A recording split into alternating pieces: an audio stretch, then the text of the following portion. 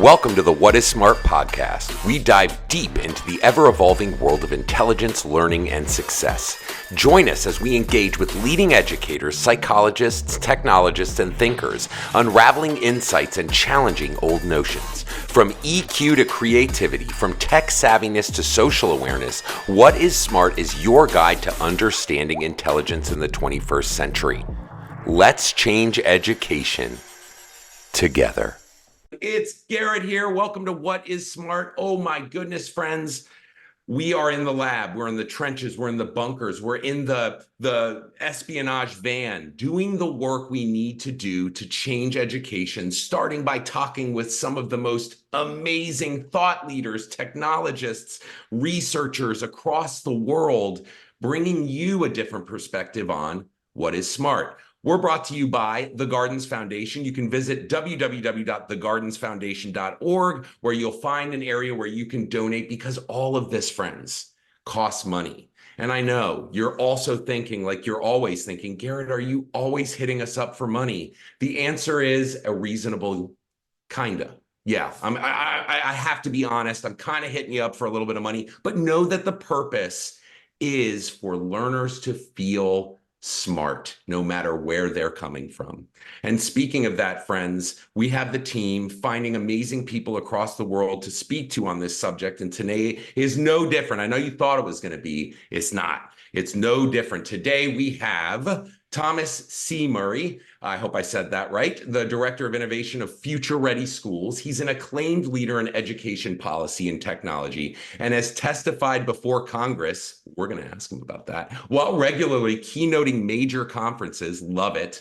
Named National Global EdTech Leader of the Year, Education Thought Leader of the Year, and Education Policy Person of the Year, Tom is the best-selling author of Learning Transformed and Personal and Authentic.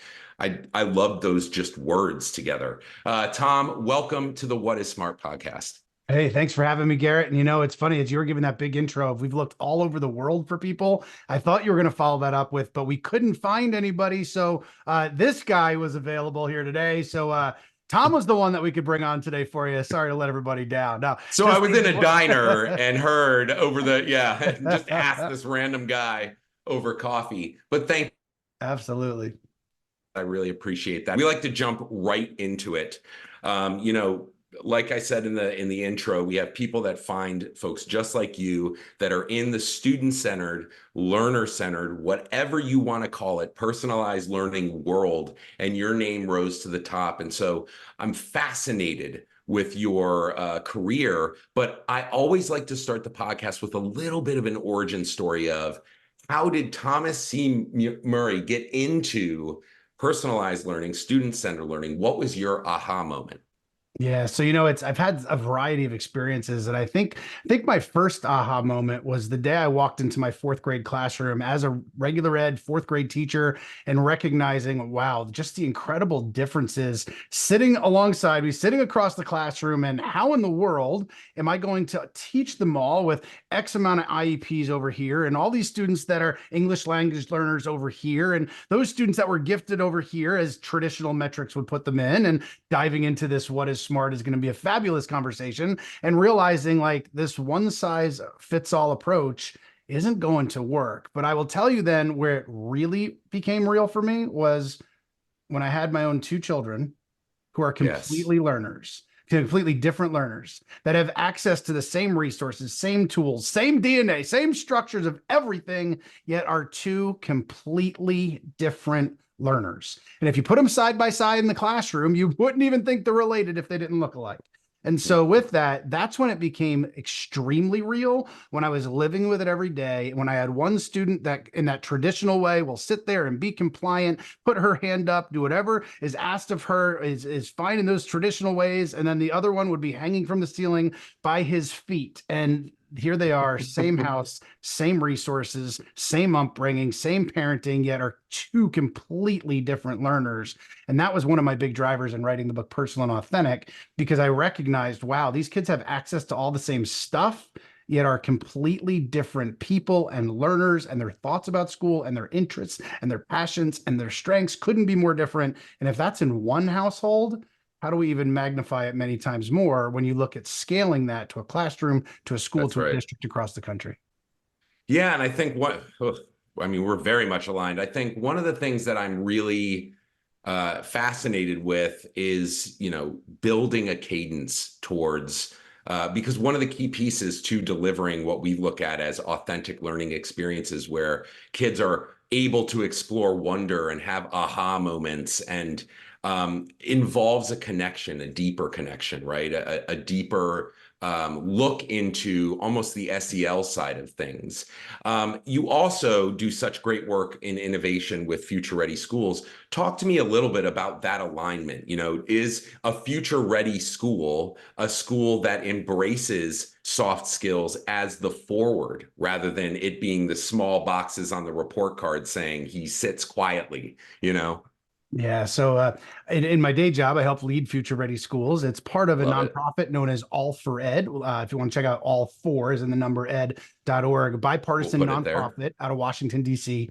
Future Ready Schools is really the practice side of All for Ed. And to get to your question, when we talk about creating future ready schools and working with our vast networks across the country, it's ultimately creating experiences that are relevant for today's learners. As the Mm, world society is changing so quickly, how do we make sure that we are creating experiences for kids that are relevant, experiences that they want to run to? How do we make sure we're not schooling the love of learning right out of a child by the time they graduate? How do we make sure that we're preparing them for a world, not just for a specific job, but ultimately that they can live life on their own terms, right? And mhm. so leverage their interests, their passions, their strengths to do what they want to do and help level the playing field. We're an equity focused organization. And so often really trying to support, especially traditionally marginalized groups, those where it was zip codes have previously determined, outcomes and opportunities. And so really trying to increase access, increase opportunities, yet hold up just great models of ways that places are doing all of these pieces. And so, for folks that want to check out Future Ready, as a nonprofit, we don't sell anything. And so the work that we do, encourage you to check out futureready.org. Lots of frameworks of transformation, frameworks of innovation. What does that look like? How do we shift all the different pieces that need to be shifted from a research end, and lots of tools and resources that folks can use. Yeah, and that's one of the reasons why we reached out to you is because I'm always a big fan of, hey, we're not just going to state a problem. I think we all know, aligned in this community, even as educators that aren't looped into a learner-centered community, they know the system doesn't work. They know that they're sending learners out into the world in a way where they're not prepared, where they go to college and then 4 years later go, I guess I'm going to bartend because I don't know how to use my degree.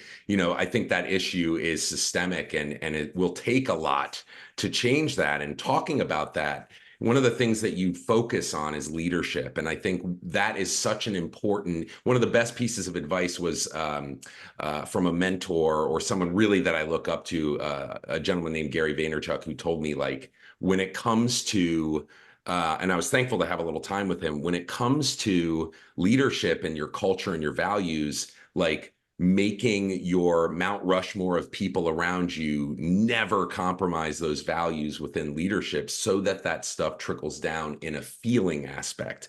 I thought that was so interesting. However, I know that this is the biggest challenge is to get teachers, 55-year-old Ethel, I always refer to on this podcast, who, doesn't like the way things are or change. So you're kind of stuck. How do we, or what successes have you built through Future Ready Schools and even your own career, empowering educators across the country? How do we do this? It's a big question. How do we, Yeah. shift minds at Yeah. scale? So I know our time in the podcast is limited because we could go on for days on that conversation. Couple Amen. reactions, and then I'll answer your question. Number one, I'm jealous of your time with Gary V. Huge Gary V Yeah. fan, and just in terms of everything from business and mindset to branding and just sharing our stories and getting out there and content and all that piece, all those different pieces there. That's the first thing. Second thing, just in reaction to what you share, I really believe that in education, one thing we've done really well is admire problems. Like, we are really good at talking and talking and talking and admiring problems and talking and why things can't work and why things are issues and the problems and the problems. And we look back in 3, 4, 5, 6 years later, we're still admiring problems. Right. And so Amen. to give you some examples that in my own career, we launched, and I give my superintendent, I'm going to tie into leadership here in a moment. I'm going to give the superintendent, Lisa Andraco, that I worked for years ago, that was a visionary, that was talking about things like home access for kids in Mm. 2007. And as a leader, she was somebody that the way things were funded in Pennsylvania, we were losing kids left and right. And in Pennsylvania, the funding for different cyber charter schools and things that were out there, we had to pay the full tuition as a district. Regular ed student was now it's about $15,000. Any sort of special needs about $30,000. So we were losing kids left and right. And then 2008, 2009, and she was a visionary enough to say, well, let's create our own programs and let's do this virtually. So we actually launched our own virtual school as a public school, one of the first in the US to do it in Wow. 2008, 2009. And so the reason I share that is not to pat myself on the back, because even though I led that You program, should. that was not my vision. That was the vision of a superintendent that said, if we're losing kids, that What means can we're we not do? meeting their needs. If they're Mhm. choosing to go elsewhere for these different models, that means we're not offering something that they need.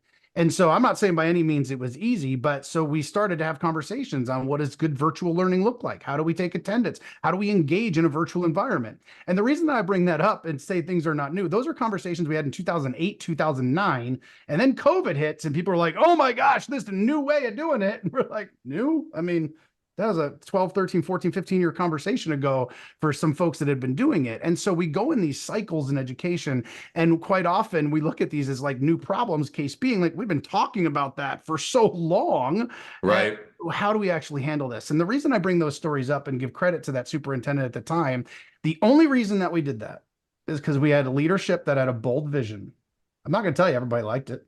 I'm not going to tell you everybody thought it was the right thing to do. When we did those pieces, we had a leader that was so driven by her core and saying that if this is good for kids and this is what we need to do for our community, we're going to figure out and find a way to get it done. And so I get to be, and part of just the privilege and honor of working with so many school districts around the country through Future Ready Schools and our networks there. And then personally, I get to be on site for leadership retreats and convocations and all that kind of stuff that I get to see a lot. Here's what I will tell you. I have never walked away from a district being so impressed by the incredible practices, things they're doing differently, way they're personalizing, making authentic experiences for kids, and they didn't have incredible leadership. I've never seen that. And so to me, leadership is the foundation of making all this happen. And here's part of the struggle that we have. We know that pre-COVID, the average superintendent was there. And by the way, leadership goes far beyond the superintendent, but let's start at the top for a moment. The average superintendent pre-COVID was there for 3.5 years. Post-COVID, indications are now under 3 years. That's hardly that's less than a contract for average superintendent. And we know as leadership Absolutely. happens, as pendulums swing, it creates issues of culture. It creates issues of just people resorting to safety because that's the way your brain is wired. And so to make these a sustainable leadership tenure is huge. On my Future Ready podcast, I kicked it off this season with a superintendent, and he's only the third superintendent in something like 25 years. And they've had this incredible timeline where he's been there 10 years. The person before was 10 years. And so they've got a lot of trust built. They've got a culture built where people can fail forward and risk take and try new things. But when we're cycling leaders through and people are moving not just at the district level, but then at our building level, it has all these pieces of people resorting to safety, people resorting to comfort, people resorting to what they know. Because again, that's not their fault. It's how your brain is wired. And so with those, it creates a lot of instability with making progress, making changes in some of these areas. But leadership is the foundation of making that all happen. And it takes a vision, a bold vision for a community. And that's really just that starting point when you're standing at the gate to say, here's the picture that we want to design, that we want to create of the type of access and opportunities for our students that are going to be relevant for this world because it's what they need and deserve. Wow. I guess we're done here. Good night, everybody. No, I fully agree. And I think, one of the things that I just had a great conversation with this guy, Joshua Stamper, yesterday for the podcast. And he was talking about a little bit of the opposite end, right? There is this leadership, such an important factor to it. But then there's this grassroots movement, Yeah. right? This movement of culture shift of, I almost think of it as we have to make it cool, right? We have to, and teaching for me was a passion. And I think for the best educators, I won't say for all educators, I'm sure you'll agree in your experiences, but the best educators are ones that show up not because of this, although that is dramatically important, but it's all here. It's all here. It's all understanding that, yes, this job is hard, but we chose this job for a reason because we find meaning in this job. And I always think, how do we create this? You know, of course, that's what my nonprofit is doing, is how do we pull this full circle together? Because we always say, it's not that innovation is lacking. There are folks like you in silos doing amazing work. It's time, and you know this, and this is a great segue, by the way, into policy. You know, it's going to take us coming together. I think of it as the Avengers of education, right? Like, can we get all of these amazing humans together to start having these bigger conversations and talk about what's working so that we can inform change and policy? So shifting to policy, one of the things that you've done is testify before Congress to actually make change. So I want everybody to check out Mr. Murray's here's his stuff and all of the things that he's done, because he's doing that real work. Innovation is one thing. Being in front of Congress, totally different. So talk to our viewers and listeners a little bit about that experience, or is it ongoing? Yeah, it was funny when I moved to All for Ed originally. Again, an incredible bipartisan nonprofit. So proud to call All for Ed home. They joked because when they reached out, I was recruited. I loved the district that I was in. I was not looking to leave. I was recruited and kind of gave it some long hard thought. And I said, and it originally was born as a federal policy organization. And I said to them, I said, look, like, I'm not your federal policy guy. Like, I'm the practitioner. And they wanted somebody that could work with practitioners, work with superintendents, help vision forward, you know, to be innovative, to think differently, and all those pieces. And I was like, that I can do, but I'm not the federal policy. I'm not a policy wonk. I don't want to sit down and script policy. That's not my passion, right? And to their credit, they said, don't worry, we'll break you in. Well, breaking me in was about 3 to 4 weeks later after starting the job was, hey, we've got an opportunity for you. Congress is looking for somebody to testify. On that time, it was student data privacy. And what I will tell you is fascinating. This was actually right after Home Depot got breached and Target got breached, if you remember that. And so we take, you know, anything we talk about that's digital in nature, the privacy really comes down to trust and has to be front and center when we're talking about the lives of our children and just access to sensitive information, whether it's grades or what have you. And so after those companies had been breached, Congress started to ask the questions of like, well, what other sensitive data? Here, these companies spend millions of dollars a year and have hundreds of people that work solely on that. And then we have school districts that have access to thousands of kids' personal data and really sensitive stuff that often have one, maybe two, a couple people. Sometimes it's outsourced. And so they ask some really good questions of how do we make sure it's an and of that we're having the data that's needed and then it's also collected. I will collected and secure. And what I will tell you is this isn't a red or a blue issue. Both sides of the aisle care about this. And so myself and some others were testifying on why do districts, I mean, you know, working with Congress, one thing I've gained some respect for is that we expect them to be experts in everything, right? Like defense and the economy and all the stuff, right? Now, that's why they have committees and they try and focus on committees. And this was in front of the Health Committee. The E in Help is for education. And so helping them understand how do places use data? Why is it important? One of the recommendations that had come up was, well, shouldn't we just have districts, you know, clear all the data at the end of the year? Now, their intent was good. Their intent was, we're trying to keep kids safe. We don't want it to get into the wrong hands. They didn't have the practitioner experience. Well, then, like, what does a transcript look like down the road if we don't have it anymore? Like and so helping them work through some of those pieces of longitudinal data and how it's used and how it's going to support special needs and how all those pieces. But again, they're not practitioners. So it wasn't mad at them for not understanding, but helping them understand some of those pieces. And so really leveraging data, but also keeping it secure at the same time. You know, why do districts collect data? How can it be used? I'll say it points out an issue of just personally, I think districts have often over collected and underutilized the data that we do have, just on the whole, just kind of side note there. But, you know, working with Congress on that, testifying in front of Congress on that, for me, people are saying like, are you nervous? And I said, you know, for me, nerves at that point in my life was being a middle school principal standing in front of 1,100 middle school kids.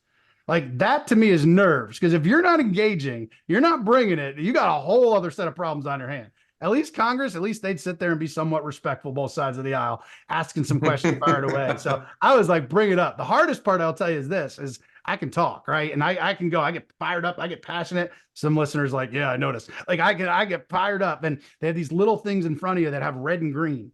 And the moment it hits red, you're supposed to stop. Well, I had a really hard time stopping because I was fired up, and they laughed a few times saying, well, we can see you're passionate about this stuff.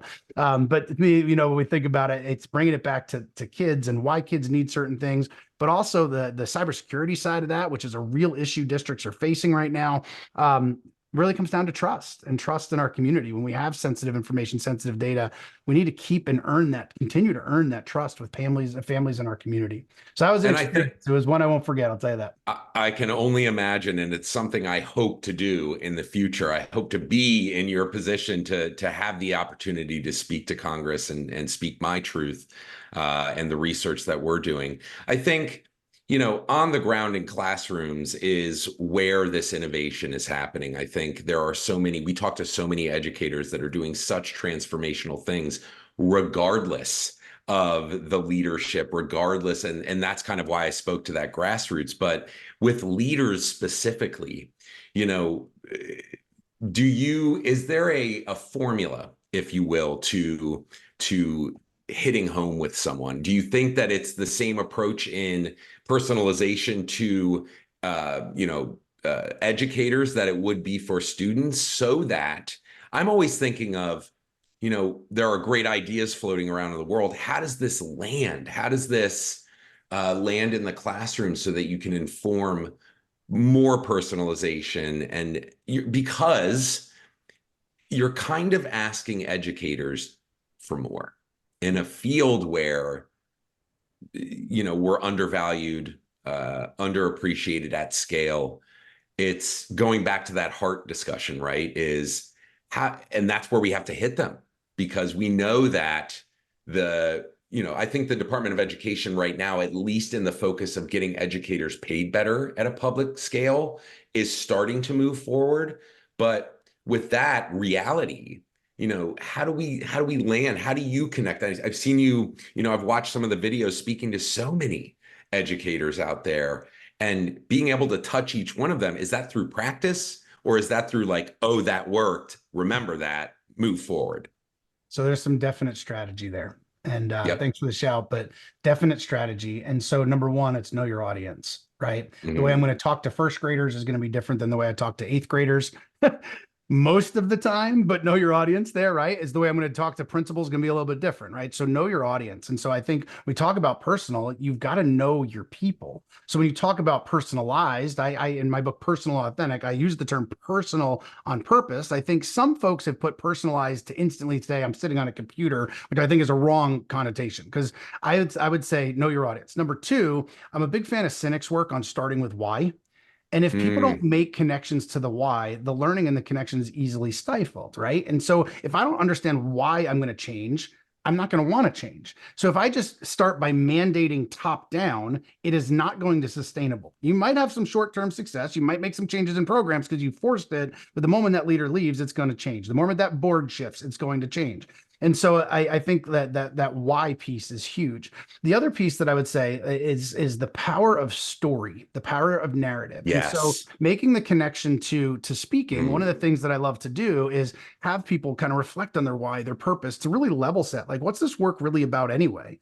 And to me, to start those conversations around why, really start to get to that. But then the power of story is huge. Now, story, if you research it, actually it brings things out in the brain that make these connections, that actually activate things in the brain where people then can connect. And so when I'm as a speaker, if I'm standing on a stage, I use the power of storytelling to suck people in. It taps some emotion. It makes people make connections. Maybe they're looking at it of, wow, my child goes through that too. Or I had a student in my classroom that was very similar to that. So now I've made connections with people. And so when I know about educators, or educators on the whole are really humble people, and we never want them to change that. So the storytelling always doesn't always come naturally if it almost comes across as like ego or pride, because they're like, well, this is just the way I do it.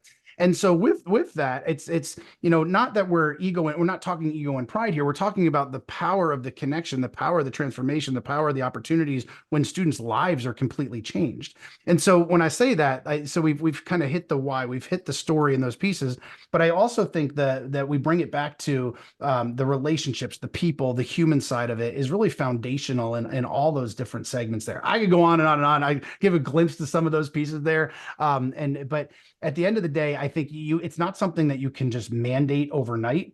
I think we've got to make some guardrails and guidelines, but help build capacity through the why, through the storytelling, so that it can be sustainable long term, because without it, it's not going to be. And I think the motivation for educators out there is to be the story, right? Is to be the story that you share down the road, is to meet that person and say that, hey, this is one more story. I love that. One more story closer to actual change, because I think you're right. I think it's having an AI tech company made me realize that the future is human.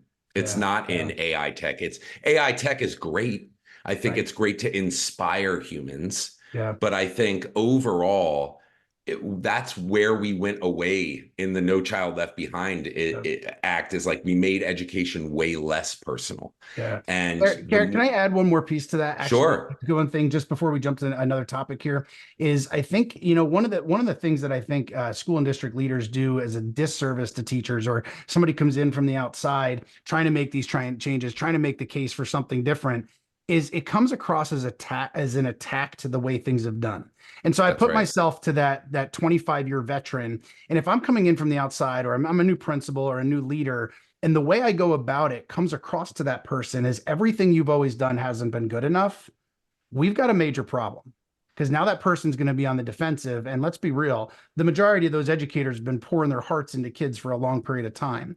So I think one other key that I didn't mention that I should have is build on the positives and articulate the positives that have been in place and probably have been in place for a really long time.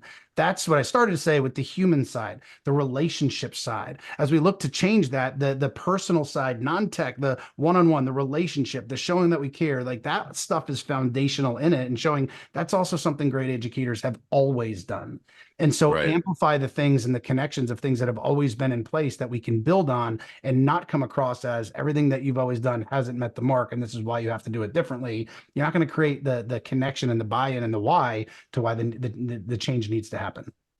And I would add on to that as well, an add on to your add on. That's a double add on. I don't know if we're counting, but I am. No, is that, you know, when you're talking about promoting these kind of positive moments that are already existing in the classroom, I found a lot of success in also, I think the best educators are like Socrates. They're willing to say I know nothing at all, right? And they're curious. And so being willing to, as a leader, I have lots of team members that work for me. And I think one of the best things, one of the greatest things that has served me is I go into my schools and I mop floors and I change diapers and I wash things, because I want them to know that, like, I am 0 parts better than any one of them. It's just my smart, quote unquote, is different.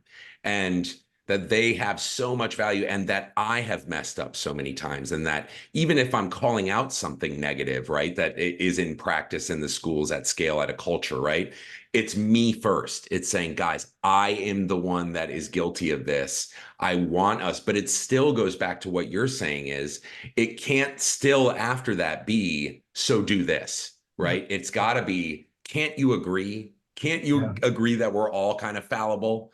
So it's super interesting that you said Gary, that. here's another piece to that. Number one, I love how you're hitting on humility. And I think the best school leaders recognize they don't have all the answers. They didn't have the perfect classroom. How often are leaders asking teachers to do Oh, something that's very different than they did themselves, right? We got to be conscious of that. But the humility and the vulnerability, I think, is such a vital part of that process, because that's the human side, right? Going back to that why and that change question, I'll make a personal connection, and then I'll make it more at scale where I've seen educators do this. If somebody were to tell me, so somebody like many, I'll be vulnerable, somebody like many Americans at times, I've struggled with, like, I need to lose some weight. I want to lose some weight, and I'm really trying here. And to be real, like, it's something I've wrestled with for 5 years, 10 years, and going on and on. So here's the thing. If I were to say, all right, I'm going to try and lose 10 pounds by summer, I want to look a little bit better this summer, I'm going to probably do a lot of the things habitually that I've done. And I'd be like, oh, I didn't fully get there. However, if somebody told me that my daughter's life depended on it, I'd be down 10 pounds within day, as soon as that was possible, within a day, 2 days, 3 days, whatever is actually feasible, I would make it happen. Why? Because my why was non-negotiable. That's the only way I'm going to do it. I'm going to do it. So overnight that would such a happen. good And point. so to me, when we make that connection to why, if the why is great enough, the change will happen. So let me give a shout out to leaders of classrooms, right? We've used leaders from principal and superintendent, but classroom leaders, think about the changes in March of 2020 that happened. Had we done professional learning like we've done with digital stuff, we would have taken sometimes years. There was more growth professionally and changes in the way that we did things with digital tools and Zoom and all those pieces, in my opinion, more growth in 2 months than it had taken place in 10 years. Right? How many times have we done workshops on like, check out these digital tools and here's a different way to connect with parents? But here's the thing, when we were forced to do it, in the sense of the why became, if you can't figure out Zoom, you can't teach. If you can't figure out Zoom, you're not gonna be able to connect with your kids. Well, guess what? This is now a job requirement. Figured it Yeah. out, right? And so Yeah. part of it, that goes back to not just mandating it. The teachers realize, like, if I can't figure out how to hop on this Zoom, do something like this, I can't teach my kids. That why was there because they wanted to connect with their kids, right? And then we also see the priorities of the human side. What did people miss most? And so that just goes to show again of like, when they realize that why was there, this is the only way I'm going to get to see my children, I'm going to figure this out, right? That why, that purpose was there. So the growth that happened literally overnight that happened there was massive. And so a shout out to teachers on that. But going back to, change can happen when people truly see this is why it needs to happen. And once you get those people saying that and we offer the support, it can be sustainable. And that's what we see happening in great schools. I love it. And I think, we're getting to the point now where the future is very clearly no longer relevant to the massive, the macro approach of the education system in our country. And so I almost see, to your point, at some point, which is, I believe, happening now, there's this crash, right? There's this crash of, hey, we can't do this anymore. And that's why I'm doing what I do now. And then obviously seeking out people just like you that are so passionate in your mission, because I know, and the more I explore, the more people I find. And oh my goodness, way more than 15 years ago when I was talking about machine learning and personalization in classrooms. Everybody thought I was a nutcase when we were working with the team over at Alt School.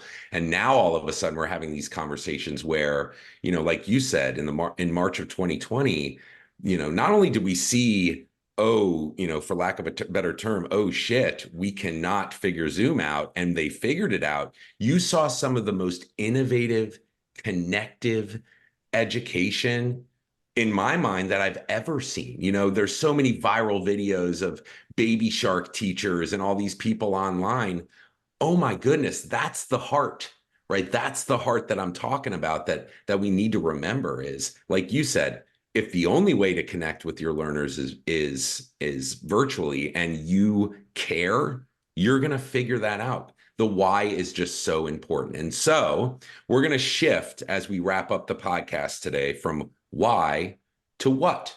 And I have to ask you, because you've had this, great career in differentiated learning and student-centered learning. And I mean, again, we can call it standards-based, we can call it however you want to call it.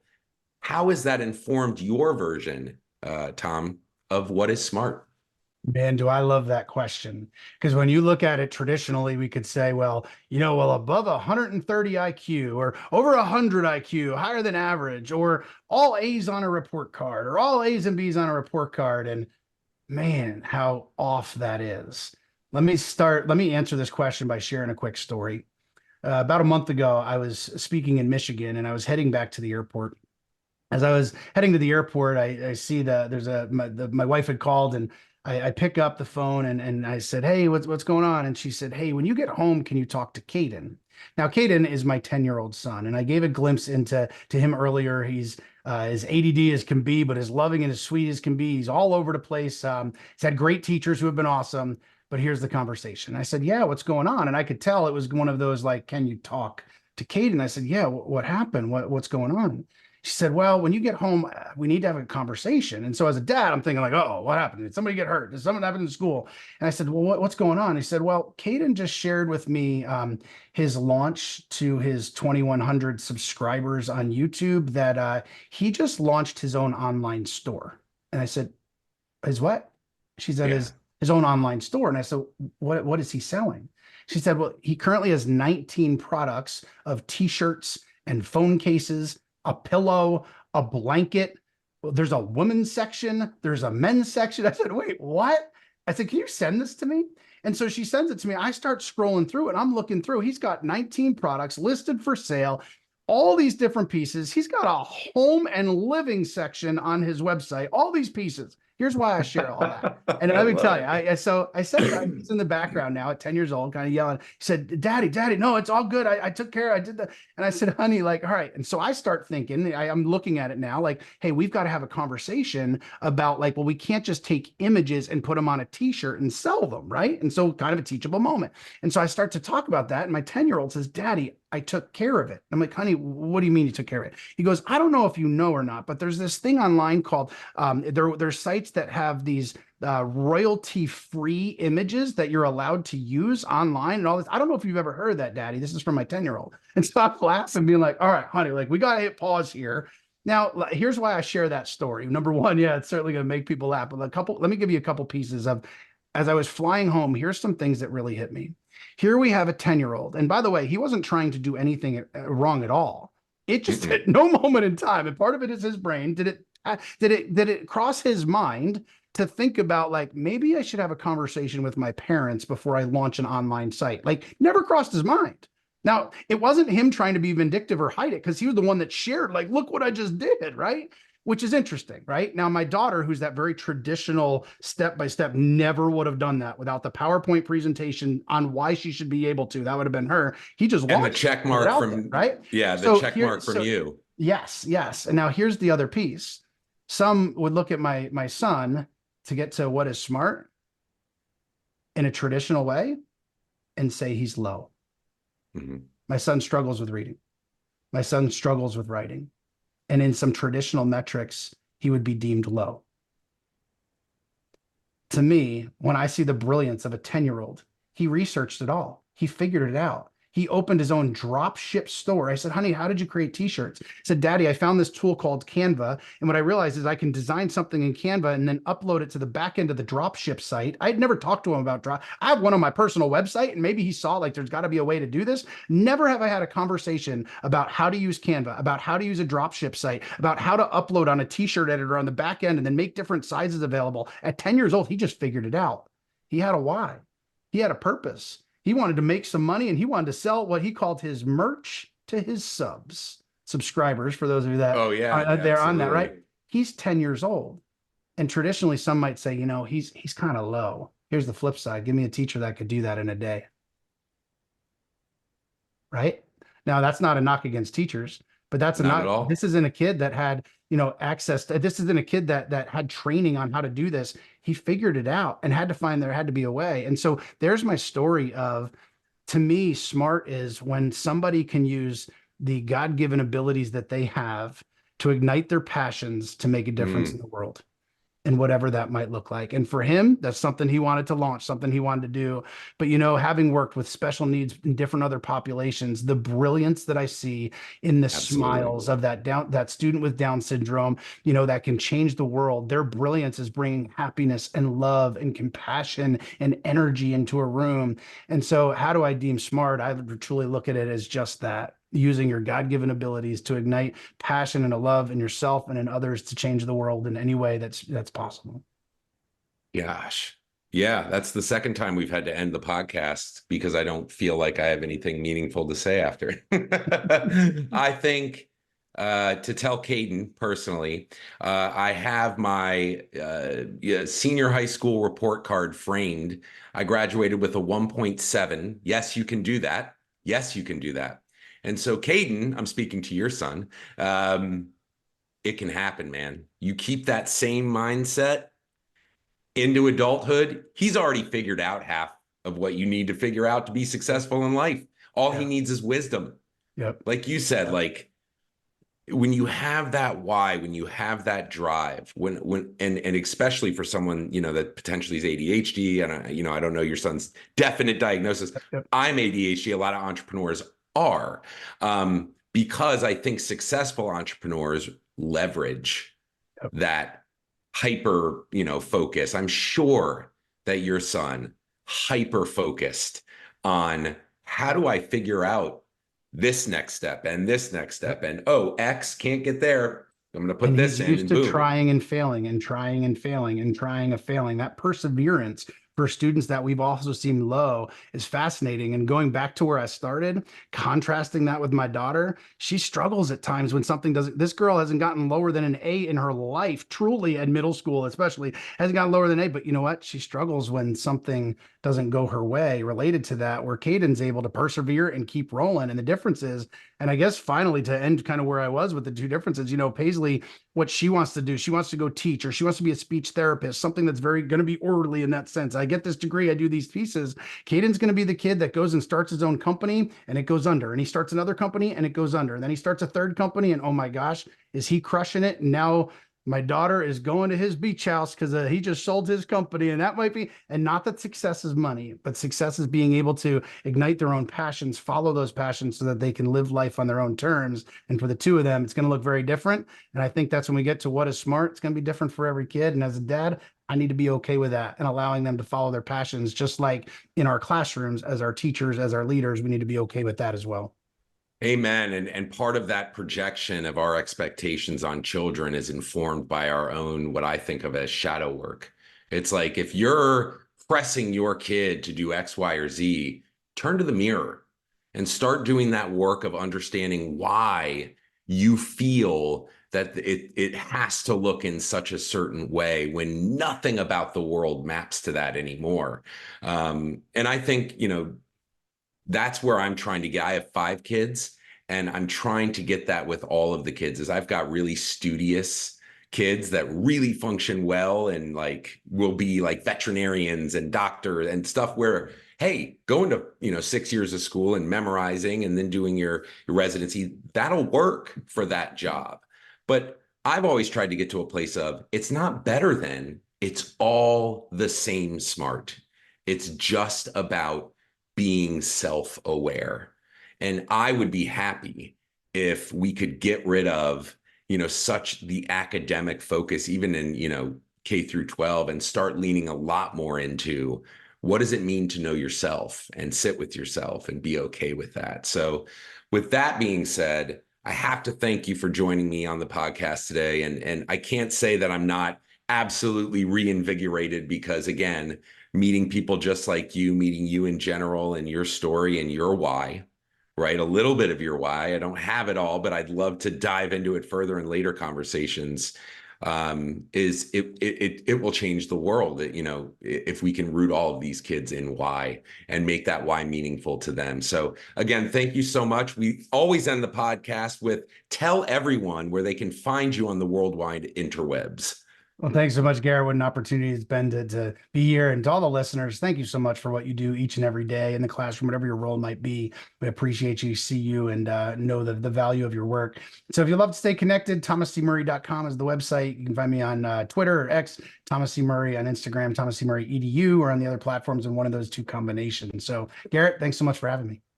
Appreciate you. And that being said, we will see everyone on the next podcast. We have another amazing guest lined up to inspire and enrich your minds with a different way to look at smart.